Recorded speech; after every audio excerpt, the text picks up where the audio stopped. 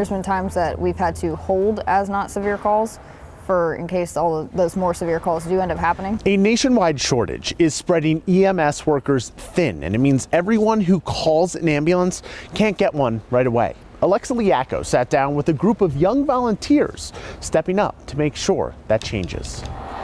You want me to spike it back? I got it up here.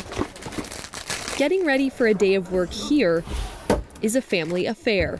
So Michaela is the oldest of 6, and so we make jokes about how many trucks we can staff with just our children alone. 18-year-old Michaela Casey is following in her mom and dad's footsteps. Husband and I kind of started making comments like, oh, I think she's been bit by the bug. She started volunteering here in middle school and just got hired with EMS full-time. And at 13, it was still something different that all my friends did. Nobody did stuff like that. She was able to get training sooner than most EMS workers across the country through a unique youth cadet program in her county. Copy 43, extended to 1 scene. And her help is desperately needed. We got medications, some quick grab medications. Her department has dozens of openings, and it's impacting response times. There's been times that we've had to hold as not severe calls in case all of those more severe calls do end up happening. Yeah, there's times when we are down so many trucks just because we don't have enough people. We got oral glucose for people who are hypoglycemic. Raleigh, North Carolina isn't the only community struggling with short staffing. Nationwide, there are thousands of openings for EMS workers. Many departments say the shortage is at a crisis level, forcing people to wait or to get to the hospital without an ambulance. Call volume-wise, 2021 has been the busiest year in the history of Wake County EMS. We're still seeing days where we're averaging 360 to 380 calls a day. So it doesn't look like it's going to let up anytime soon.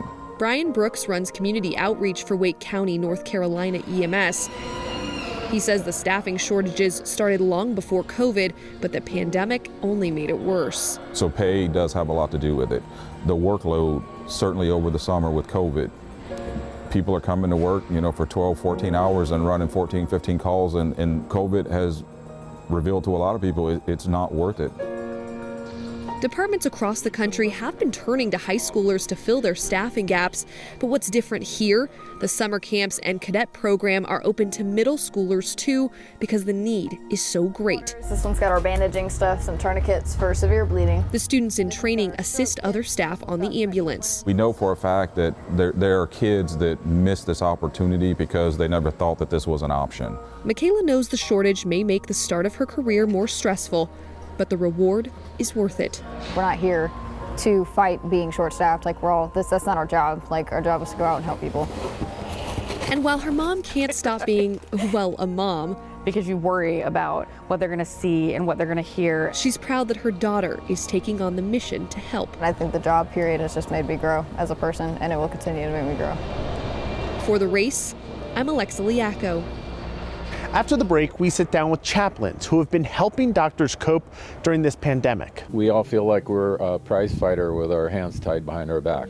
You're watching The Race.